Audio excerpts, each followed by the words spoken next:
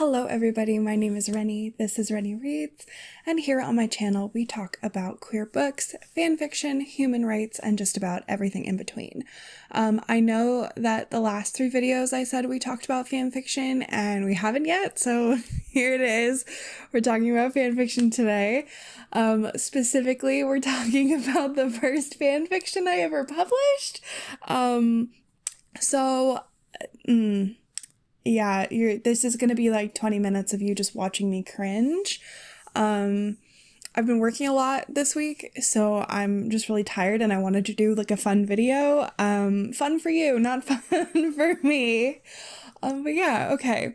So in light of the new Black Butler season that's coming out, I used to be huge into Black Butler. It's actually how me and Tegan met, back in like 2013, I think, something like that. Yeah, I had a thing for Alois Trancy in the season 2 of Black Butler, and I know technically, canonically speaking, he doesn't exist, so I will not put any Tegan, you will not put any screenshots.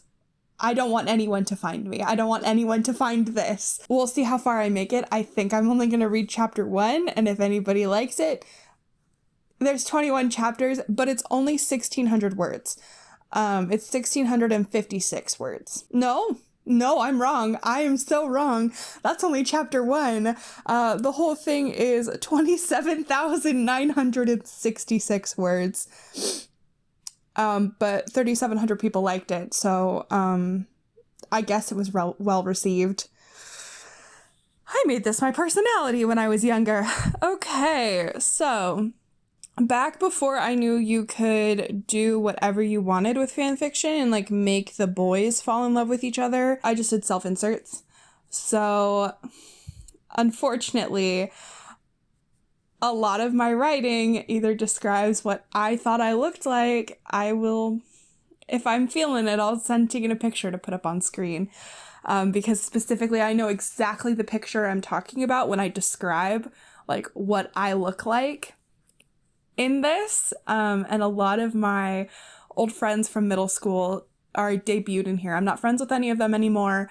I sincerely hope they don't find this because they knew about this and we collaborated on another one for De Grey Man, which I will probably I say I will never read that, but also I know that I like watching people read their old fan fiction and make fun of it.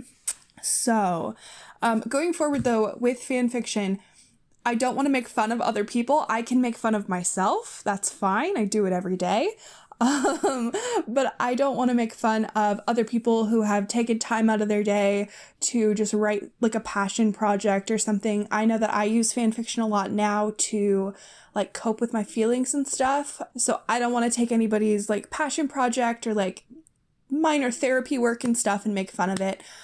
So I'm not quite sure what I want to do on the fan fiction front yet. I do want to like read more and promote more authors and stuff, but I want to do it in a way that's like silly and fun and can make for like a light episode. Okay, let's just get into it. I'm not telling you the name of this fan fiction. I'm not telling you because I don't want you to find it. Tegan Taylor, do not put this on screen. I will die of embarrassment. Okay. I will say I did reread like a little bit of this before I started filming. My writing style is not terrible. It has definitely improved, but like it was published in 2014, in October of 2014. So I was almost 14 at the time. I was 13 when this was written, or like started. So let's see if I can get this over with in one take. Chapter 1. God fucking damn it. Corinne Black was a normal 13-year-old girl. She had normal friends, a normal family, and normal feelings. That was a lie. I was deeply traumatized when I was 13. Her family was almost normal, actually. Her mother had passed away a few months ago. It hurt, but she was trooping through it. It helped to have such great friends.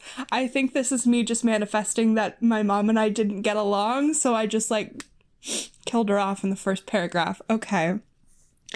As of now, she was sitting on a bench in Central Park, watching anime on her phone. Her scuffed up red Converse brushed the ground as she swung her legs. The girl's dirty blonde, curly hair, it's not dirty blonde, but it is curly, was pulled into a messy ponytail.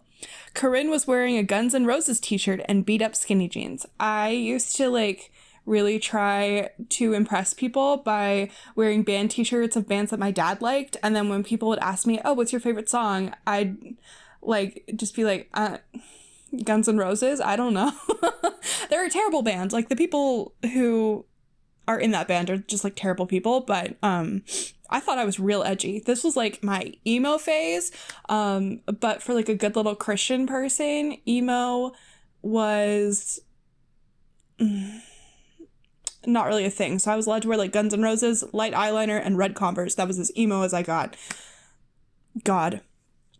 Okay. She loved any band t-shirt, except for anything stupid. In her hand was her beat-up iPhone. She was watching Season 2, Episode 1 of Black Butler 2.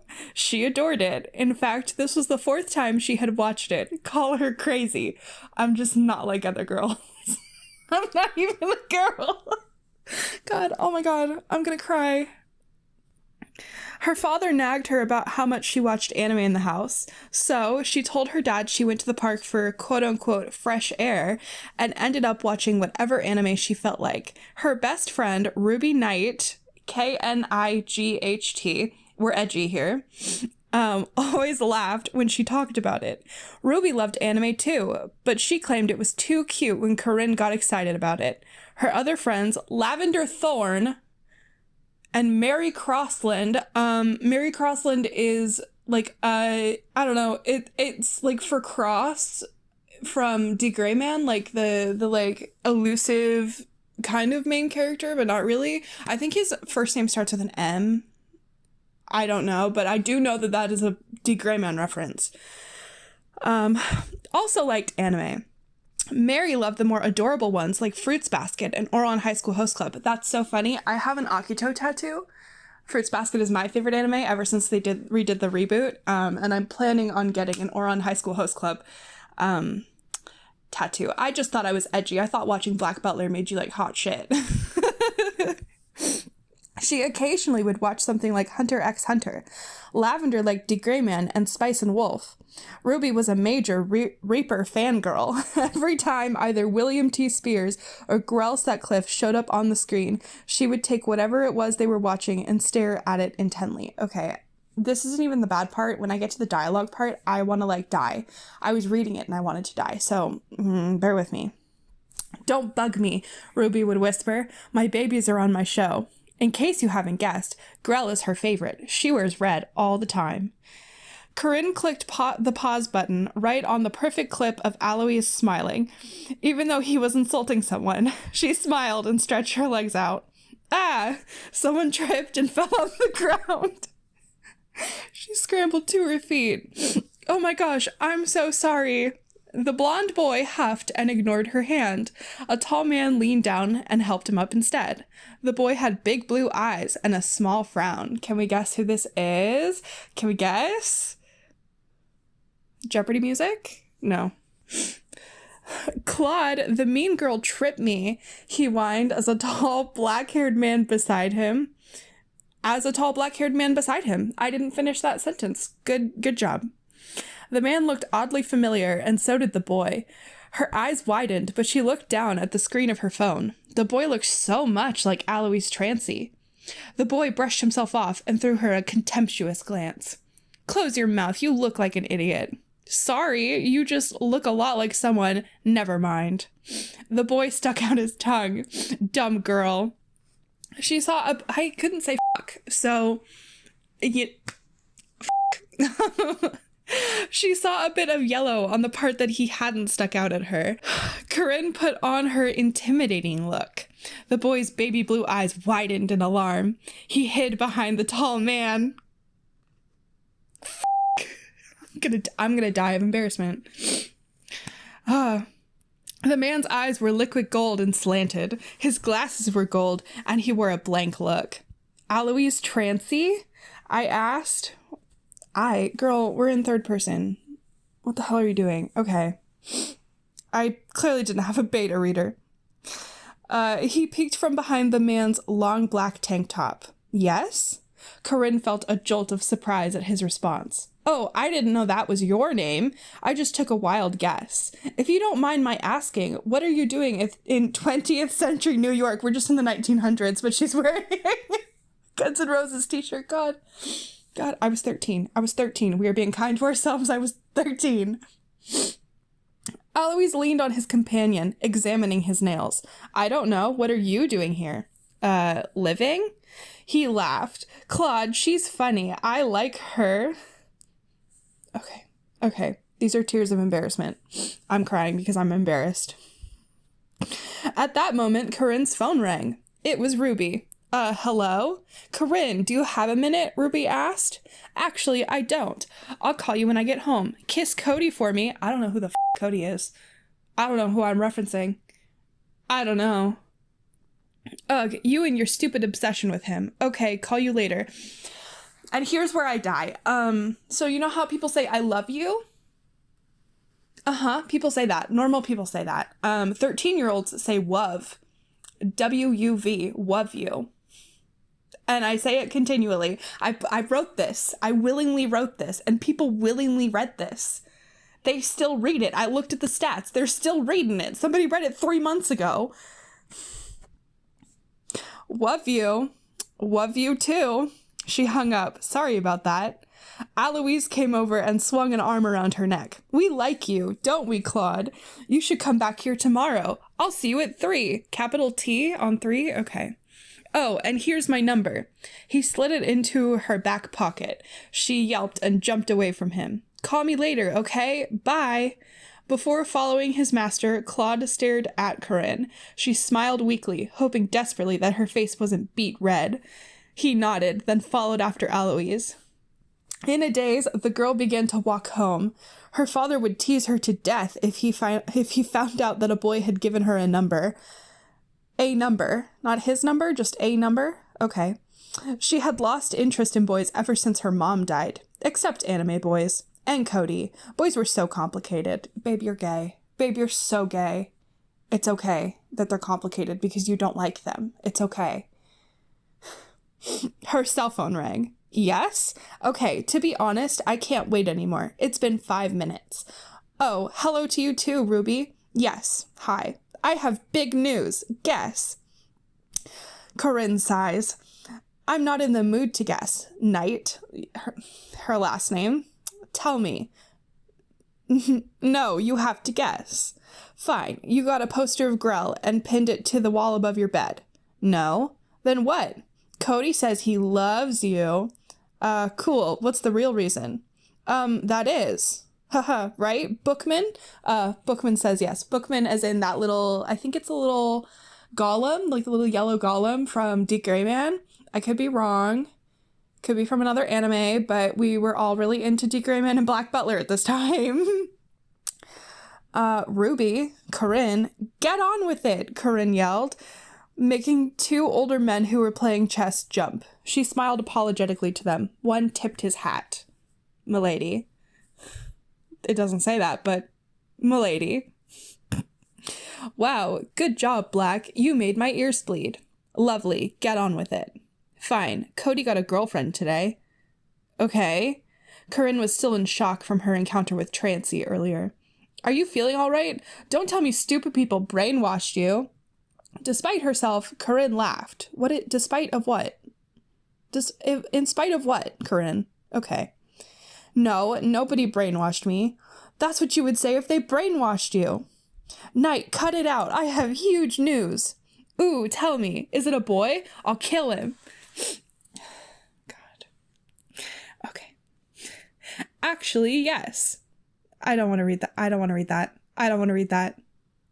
I don't want to read that. I'm going to read it. Ruby sighs. I will make him bleed lovely red. ... Ruby, it was Alois Trancy. A long, long laugh came from the receiver. Oh, good one, Black, and William T. Spears is sitting on my bed. It's true, Ruby insists. No, it isn't. Is so, is not.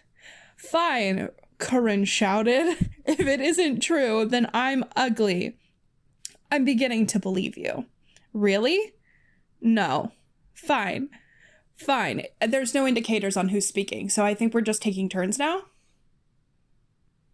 I have to go. Aw, Corey, don't be mad. I'm not. I'm getting another call. Her phone was beeping very loudly in her ear. Oh, okay. Love you. Okay. You too. She hung up her call and answered the other.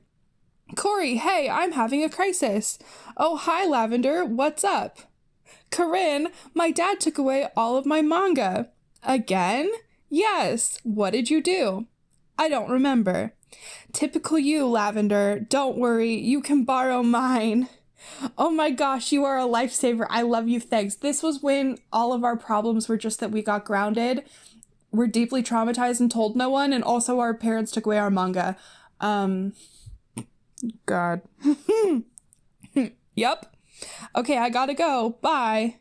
The line clicked off. By this time, Corinne had reached home. Her dad was an editor and usually slept late into the day. To her surprise, he was awake. Queen was booming out of his speakers, and he was wearing Boba Fett pajama bottoms. His goatee was scruffier than usual. I'm not going to dox my dad and put a picture of him, but clearly I just, was characterizing people after my people. Hi, Daddy. Hi, punk. The girl plunked her enormous doodle-covered backpack onto the nearest chair. The slip of paper Aloise had put in her rear pocket was slightly visible. She took it out of her pocket, opening it. She blinked. It even had a little message. Don't call me unless I say so. Love, Aloise.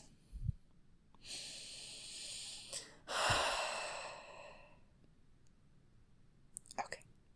What's that? Her dad came over, his eyes in tease mode.